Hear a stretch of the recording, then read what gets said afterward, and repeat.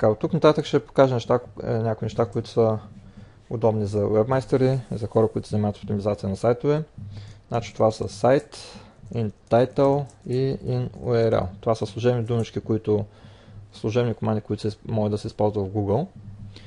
И да започнем с сайт. Значи сайт 2 точки, internetbusiness.bg, тук се пише някакъв домейн или някакъв адрес.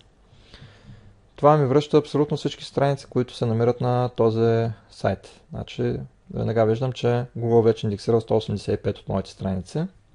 И виждам кои са те, кои страници индексирал от моя сайт internetbusiness.bg. Не само от мен може да се използва тук, може да се използва и под директория, примерно, или път. И така виждам в този пример, че имам 5 страници, които от моя сайт в поддиректория WordPress. То в случая не е поддиректория, това е категория при мен, но така може да видим какво е индексирано в Google за даден сайт или категория. Другото, което се използва in title. Написах го грешно. In title, пак го написах грешно, да кажем in title Робърт Чалдини. Написах на латиница, никой не ми каза, че го обърках. Робърт Чалдини.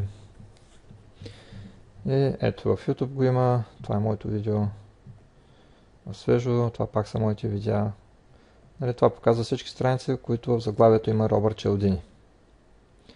Значи за това е in-title, за какво може да го използваме.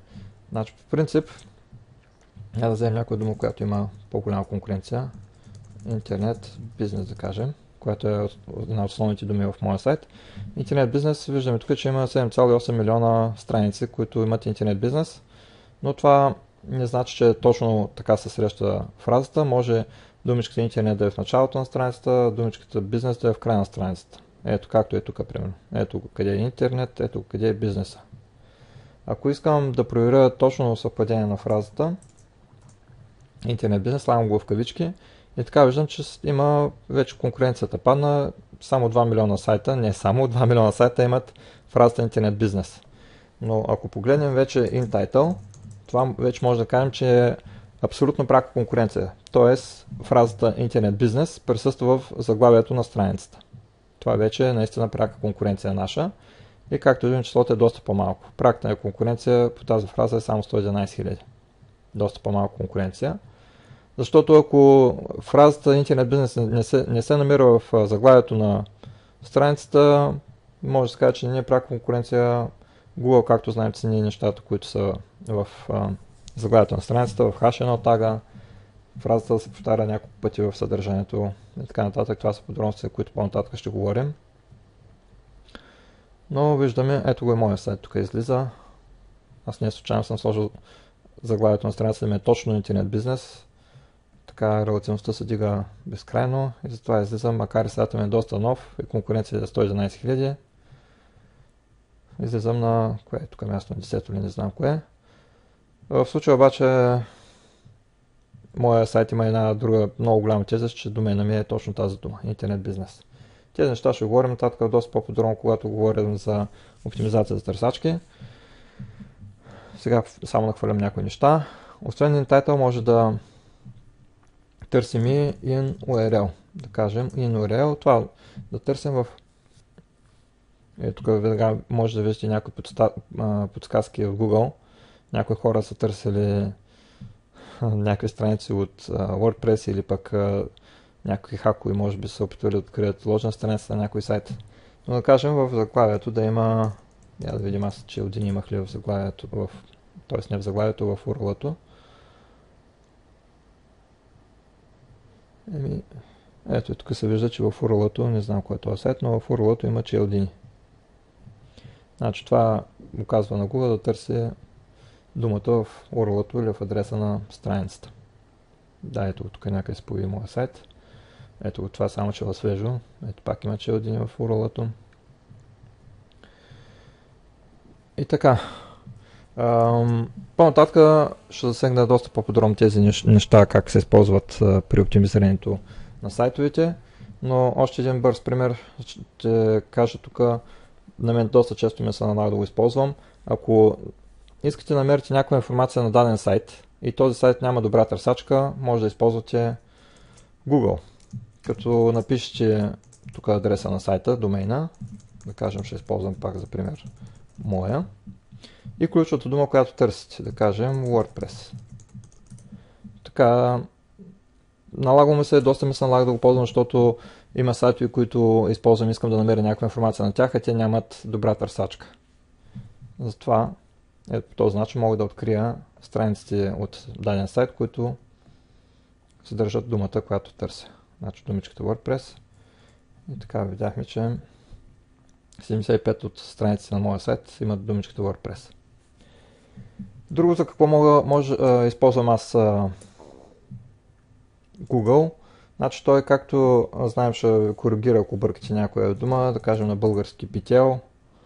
Нали, веднага ще ни каже, че се пише пител. Съвсем.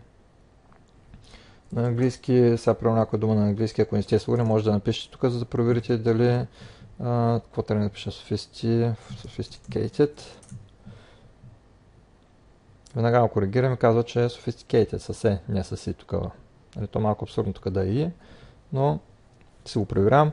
Другото, за което използвам Google е, ако пиша нещо или искам да обясня нещо на английски и си измислям някаква фраза, я пиша в Google, за да проверя дали тази фраза е валидна. Като например, сега ще използвам една, която е доста употребявана, don't sit on the fence.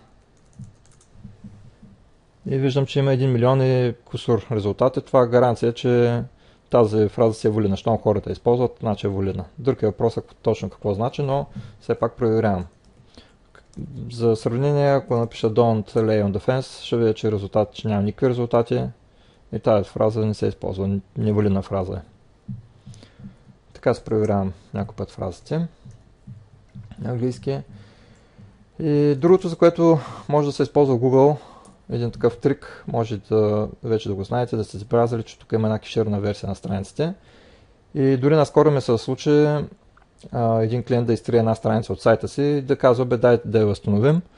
Ако нямате бакап, ако нямате някакъв архив на хостинга, ако кажем, че сте изтрили някаква страница от вашия сайт и искате да я възстановите, начинът е тук от кешираната версия.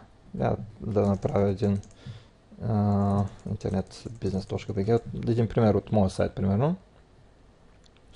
Да кажем на клонната страница, ето кешираната версия. Като чукна тук, това ще ми покаже кеширана версия, това означава, че тази страница се съхранява на сървърите на Google. Значи, това е точно страница, която той е взел при индексирането и я разпръчтосал, видял какво има на нея и на базата на това, което има, да индексира и я слага в резултат от търсене. Но копия на страница се пази на сървърите на Google и както виждам тук адреса, нали, не е моят сайт, е на Google и така си имам кеширана версия. Ако съм изтрил случайно тази страница, тук от кеширането мога да си изкопирам тези текстове и да се я възстановя. Нали, това е удобно, когато сте изтрили единици страници, ако сте изтрили цял сайт с десетки хиляди страници, е абсурд по този начин да възстановите сайта си. Но все пак за някои такива по-бързички възстановяване на отделни странички върши чудесна работа. Добре е да го знаете. Наистина на мен ми се е случвало. За такива единични странички, които са изтрити по грешка, да ги възстановя бързичко. Бързо и лесно, вместо да пиша целият материал наново. И така, дано това видео да е полезно. По-нататък сега започвам с някои базови неща, както избеляхте на блога, говоря за доста технически неща и по-простички. Това е с цел да направим една подготовка, ако следите естествено блога ми. Малко по-нататък ще навлезем в детайли за някои по-мощни трикови стратегии и така нататък, но няма начин как да стигнем до там без да минем през тези основни нещица. Затова и в този вид са ми видеята. Така че очаквайте по-нататък развитие и естествено ще стигнем до доста силни техники. Благодаря ви, че изгледахте това видео. С вас беше Станил Добрев и до нови срещи.